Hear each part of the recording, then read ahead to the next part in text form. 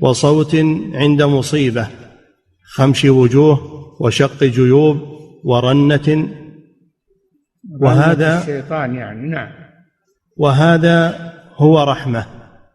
ومن لا يرحم.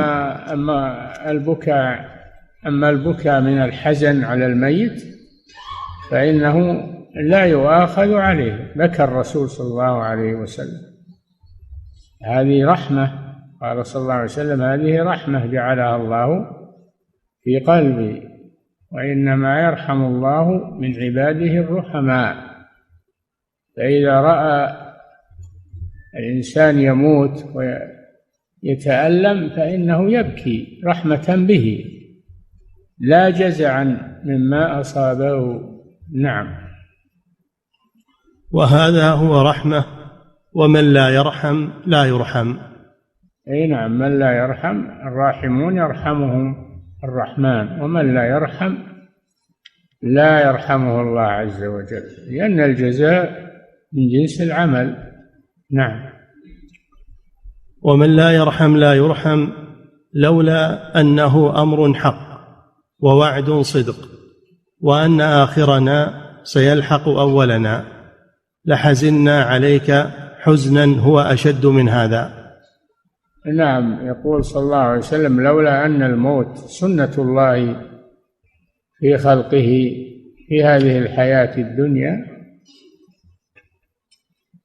فهذا مما يسلي الإنسان أن هذا شيء أن هذا شيء كتبه الله على بني آدم، هو الموت. كل نفس ذائقة الموت، كل نفس، الأنبياء وغيرهم كلهم يذوقون الموت. كل نفس ذائقة الموت.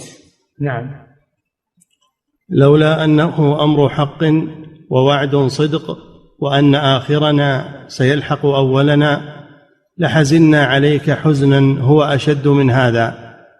لكن مما يدفع الحزن الشديد هو أن الإنسان يتذكر أن الموت حق، ويتذكر قوله تعالى: كل نفس ذائقة الموت، إنك ميت وإنهم ميتون.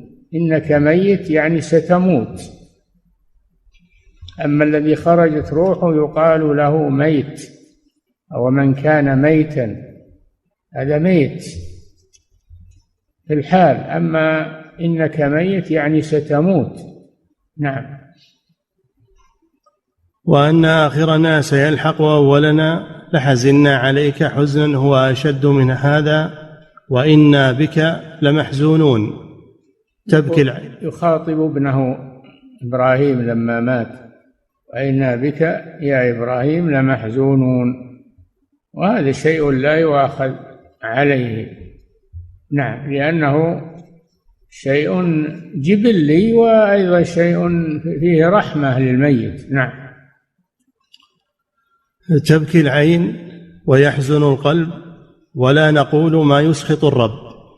يقول صلى الله عليه وسلم: تبكي العين، عين الرسول صلى الله عليه وسلم وعين غيره على الميت. تبكي العين ويحزن القلب، ولكن اللسان مصون من أن يتكلم بما يسخط الله من النياحة والجزع وغير ذلك. اللسان يصونه الإيمان ولا ينطق إلا بخير، يقول: إنا لله وإنا إليه راجعون. الذين إذا أصابتهم مصيبة قالوا: إنا لله وإنا إليه راجعون. اللهم أجرني في مصيبتي واخلف علي بخير منها. هكذا الذي يدعى به عند موت الحبيب أو موت القريب. نعم.